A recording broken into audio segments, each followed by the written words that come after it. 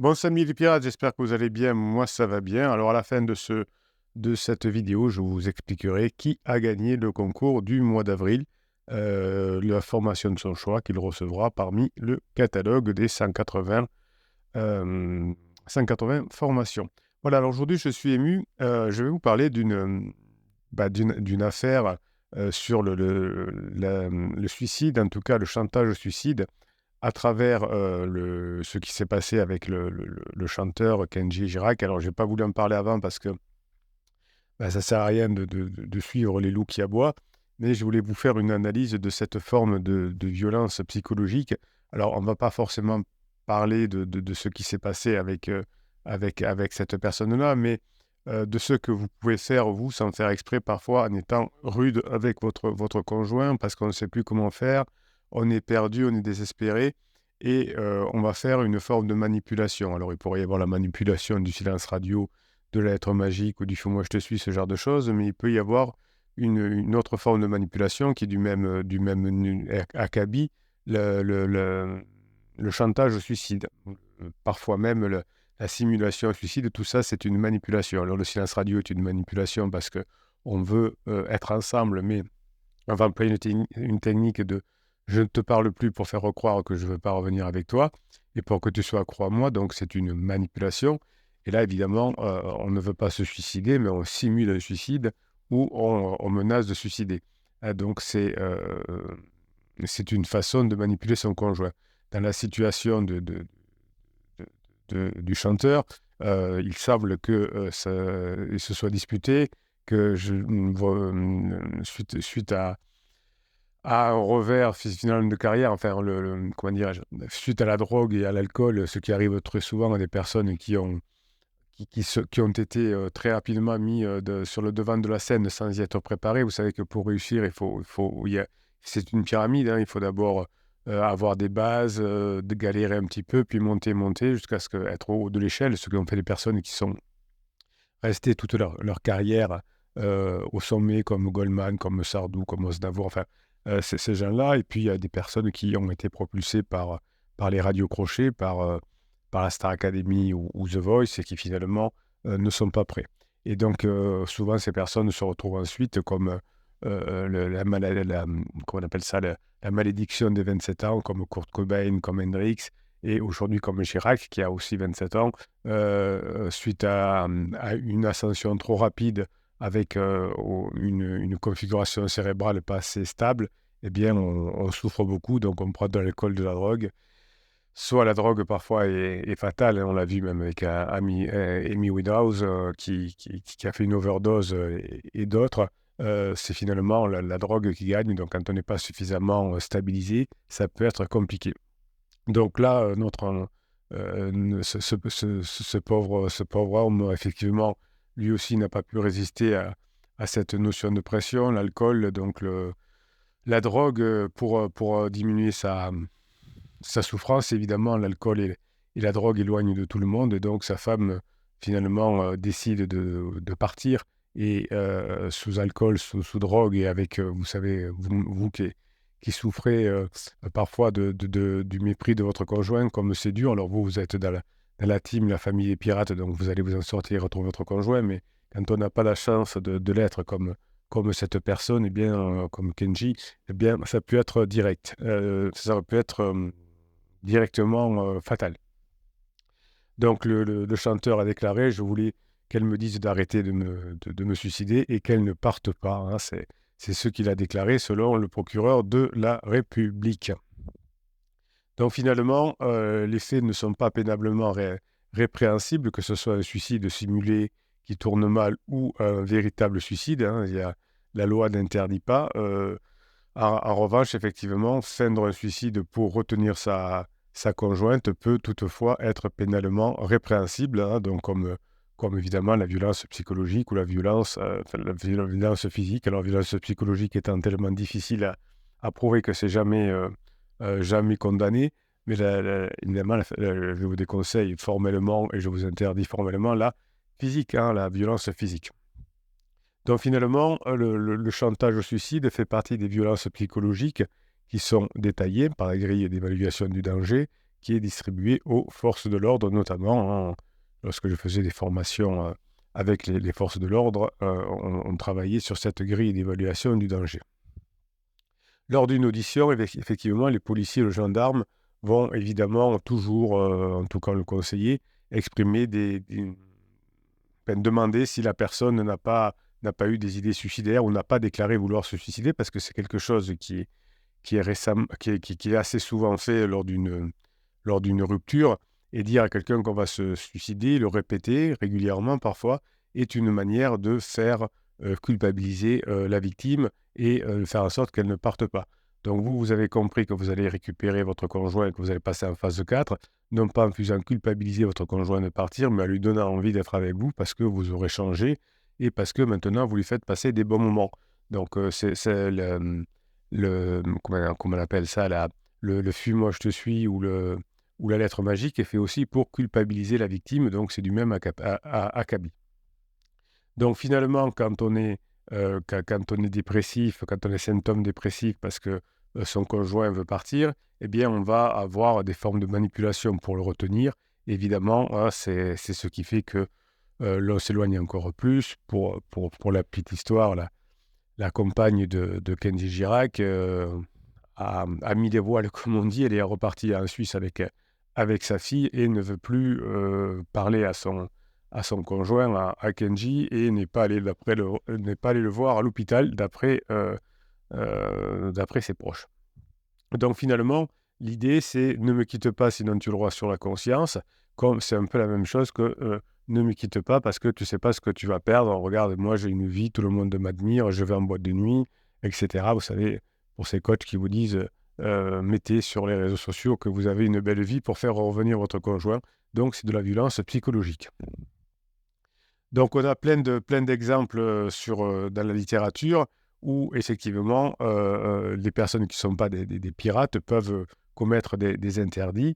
L'histoire allez, on va l'appeler Sylvie, on s'en fout, qui a souvent subi les crises de son ex-mari, qui était finalement une forme de chantage. Il disait qu'il allait se foutre en l'air si je le quittais, qu'il ne supporterait jamais, et plus finalement le conjoint s'éloigne, plus il y a de pression. Alors ça ne marche pas évidemment, c'est comme le silence radio, ça ne marche pas, mais même si ça ne marche pas, on continue à le faire, ça va marcher évidemment, ça finit par faire exploser le couple. Donc effectivement, au début, on peut dire effectivement que le mal-être est lié à la fin de la phase de sécurisation, parfois à des problèmes professionnels, mais évidemment, quand on commence et ça on le voit souvent, à avoir des menaces de se suicider ou de mettre un coup de couteau à l'autre, évidemment, le climat va se détériorer. Vous reviendrez ensemble, vous l'avez compris, mes pirates adorés, en vous formant, en apprenant à être une meilleure version de vous-même, pas en menaçant de vous suicider ou en voulant menacer votre conjoint s'il s'en va, je sais pas quoi, de le punir, de tout lui prendre, de ne pas voir les enfants ou de lui mettre une gifle, voire plus. Donc finalement, souvent, quand on perd pied, qu'on n'est pas un pirate, on peut avoir des formes de manipulation comme les insultes, les remarques dénigrantes, les menaces, un peu comme votre conjoint qui n'est pas bien au début de sa crise et qui va aussi avoir des propos véhéments contre vous. Ça montre une faiblesse. Donc il faut essayer de laisser passer, entre guillemets, en étant un roc jusqu'à ce que la fin de la phase d'alarme se termine. Donc évidemment, au début, on peut dire je temporise. Si vraiment elle me dit ou il me dit qu'il va se foutre en l'air, j'ai pas envie qu'il le fasse, donc j'attends un petit peu. Mais plus tard, effectivement, je le ferai payer encore plus parce qu'il y aura pas, si la personne n'est pas un pirate, ne se forme pas et n'apprend pas, évidemment, il ne va pas progresser. Et donc ça va se détériorer et on va dire en plus, il m'a fait le chantage au suicide. Donc l'idée, c'est qu'on a toujours un peu peur et s'il le fait vraiment, et donc on reste un peu et ensuite, effectivement, comme c'est de la manipulation, plus tard, on nous le reproche encore plus. Les personnes disent « si je me suicide, c'est à cause de votre père qui veut partir », par exemple. Donc ça, c'est terrible.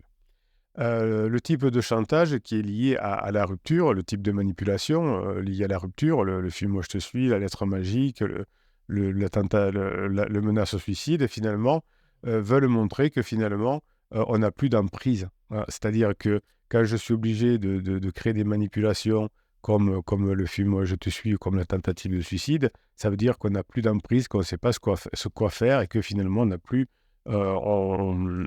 que la manipulation en dernier recours pour essayer de retarder l'échéance. Mais malheureusement, la manipulation comme le silence radio ne fait qu'effectivement précipiter les choses et les rendre définitives. Donc finalement, on peut parfois il peut y avoir différents types de manipulations. On peut envoyer un texto en disant c'est fini, je me jette sous un train, adieu. Ben voilà, ça c'est une forme de manipulation si on ne veut pas le faire. Ou j'accepte notre séparation, sois heureuse. Donc c'est chaque fois la même chose, hein, c'est-à-dire que comment dirais-je, on ment sur la situation pour faire changer d'avis l'autre. Évidemment, ça ne fonctionne pas.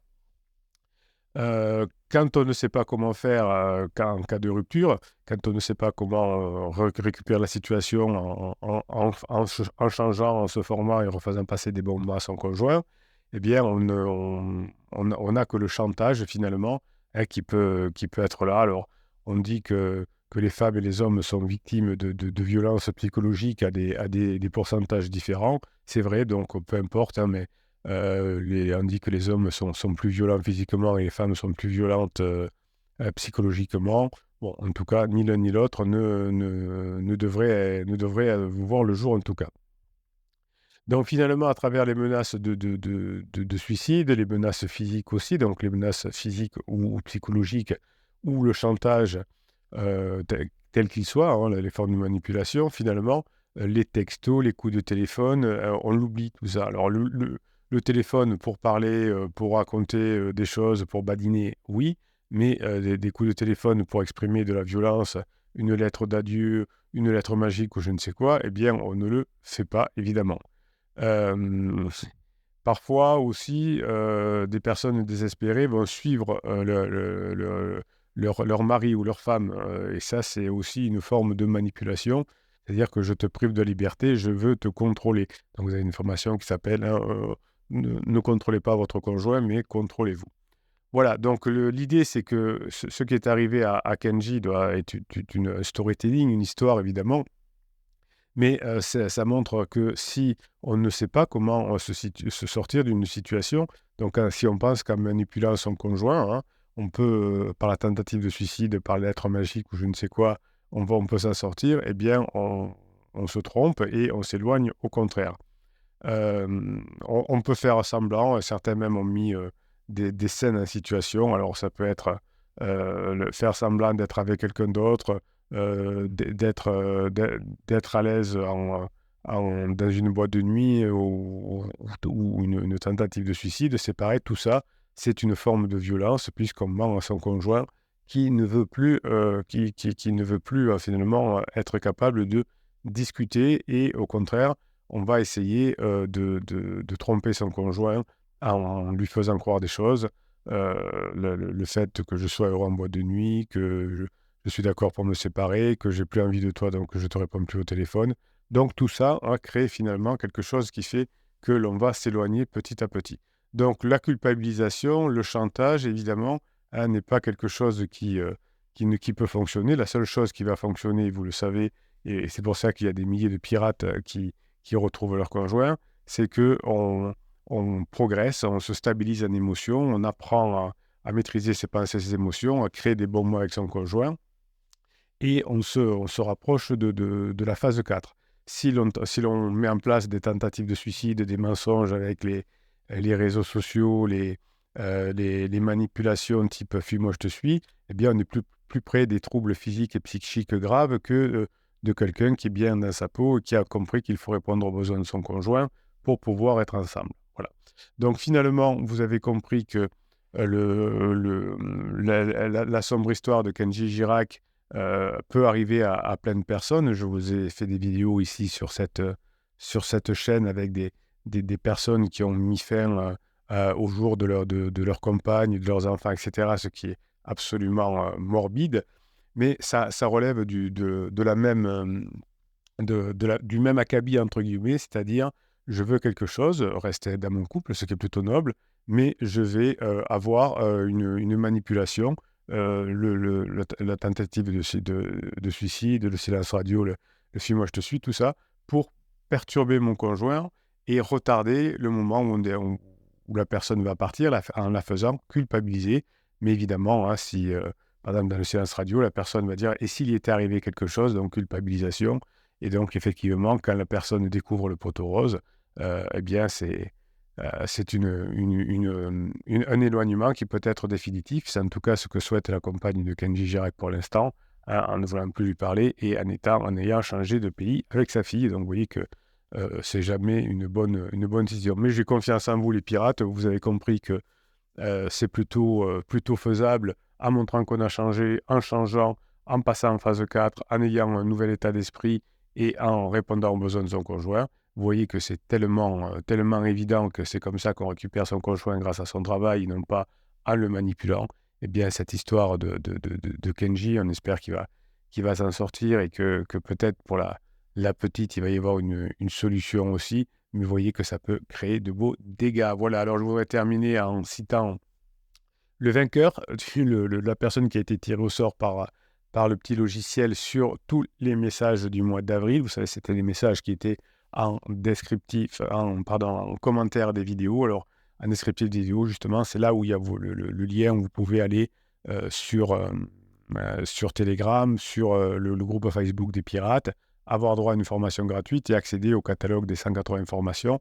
Eh bien, tout ça, c'est un descriptif de cette vidéo. Sous cette vidéo, vous cliquez sur afficher plus.